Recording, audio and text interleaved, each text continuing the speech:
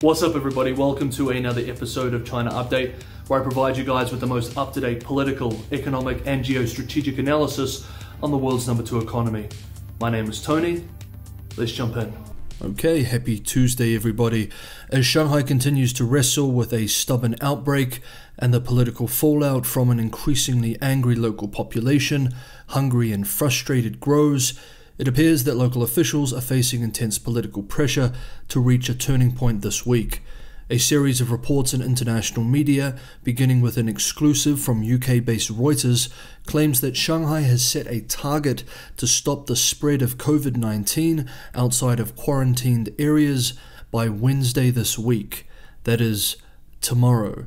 The original Reuters piece expresses that the target will require officials to accelerate COVID-19 testing and the transfer of positive cases to quarantine centres, according to a speech by a local Communist Party official dated Saturday, according to Reuters. The speech describes the order coming at a quote-unquote critical moment, and that, quote, "This is a military order. There is no room for bargaining. We can only grit our teeth and fight for victory.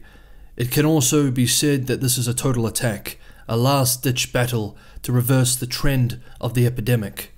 End quote. It's hard to know if the reports are accurate, however state media this week has been hinting that officials will be moving heaven and earth to reach a turning point this week, suggesting that perhaps the Reuters article is indeed accurate. It goes without saying, of course, that stopping the spread of COVID-19, especially now that cases are in the tens of thousands outside of quarantined areas by tomorrow, seems unlikely.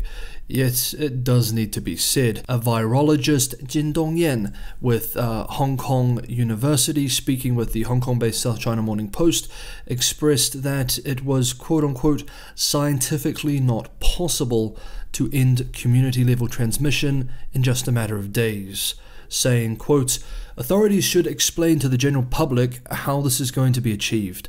With some 20,000 new cases daily for days, it will not go to zero overnight." End quote.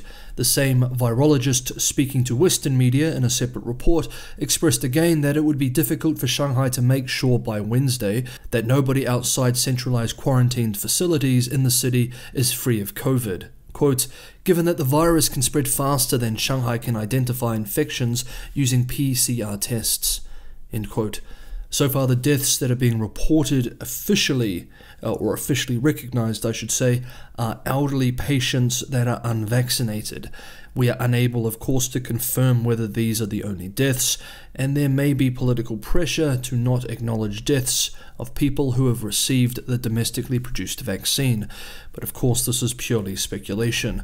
Over the weekend, Shanghai's Economic and Information Technology Commission announced a plan about how to restart businesses in the city when possible. The online post expressed that businesses should formulate plans for closed-loop management, where workers live on site and are tested regularly. The guidelines stipulate that all district governments and authorities at different levels should actively support enterprises to resume operations and guide their so-called epidemic prevention work using a case-by-case approach.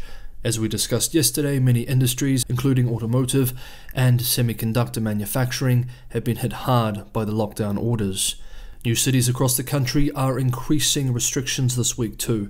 We mentioned yesterday that Xi'an, an ancient city of 13 million famous for the terracotta warriors, has implemented a partial lockdown. Not a full lockdown, however, like the city saw last December for almost a month.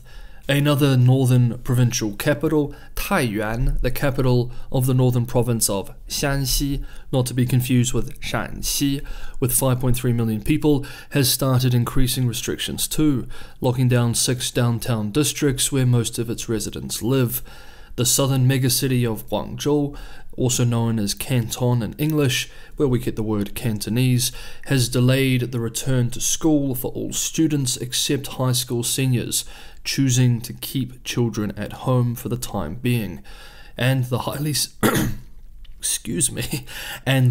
sensitive capital city, Beijing, continues to see small numbers of official new cases.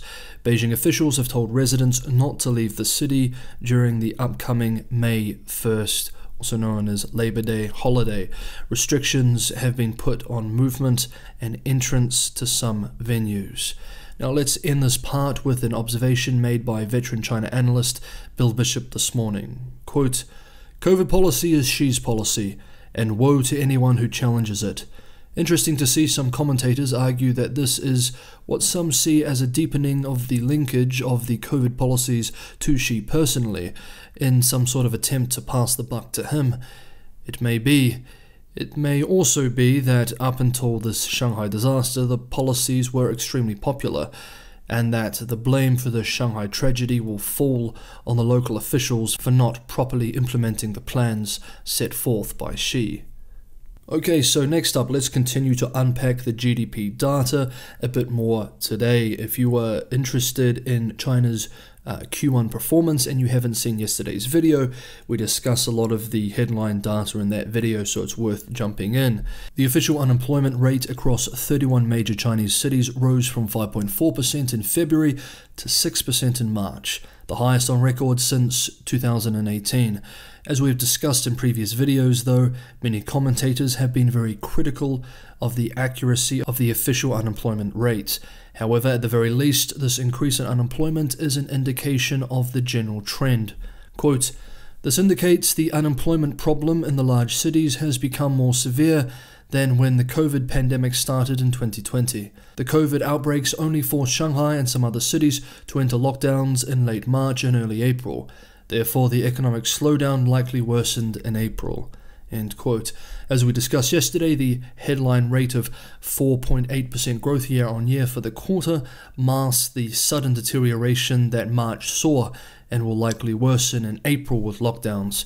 However, some analysts also remain skeptical of the January and February numbers too. Quote, "We believe actual gross domestic product growth could be a lot weaker than the 4.8% official first quarter data suggests, as the strong activity data of January and February seem inconsistent with some alternative data sources.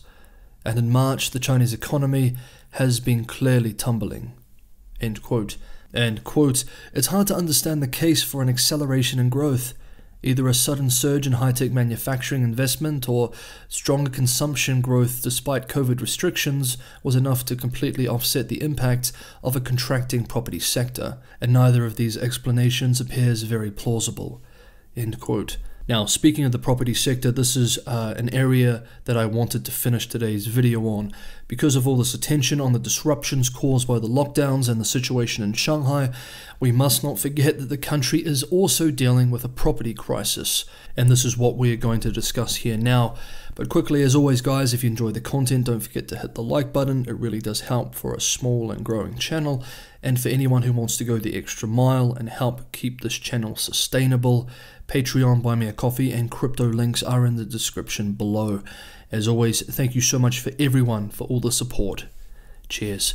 According to official data, so take it with a grain of salt, China's housing slowdown deepened last month, with new home sales falling the most since the crisis first began in July of last year. Sales by value in March dropped 29% year on year. After modest expansion in January and February, real estate development investment resumed falling with a 2.4% decline.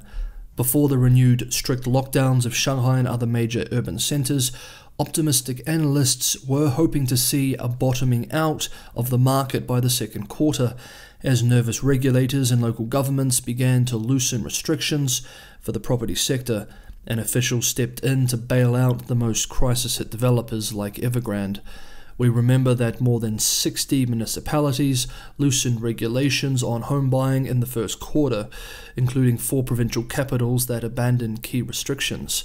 However, with these new strong economic headwinds, the property market looks as shaky as ever. Quote, "The decline is another blow to the embattled property sector, which has been hit by a cash crunch among developers that's disrupted construction, shattered homebuyer confidence, and led to a wave of debt defaults. China's government last month pledged to prevent a disorderly collapse in the property sector, which makes up about a quarter of gross domestic product." End quote. The same team with Bloomberg in a separate article expressed that this is a fresh setback for debt-laden developers, which have been hoping for a rebound in sales to help them withstand their liquidity crisis as financing dries up, and as we can see here, more bonds come due this year.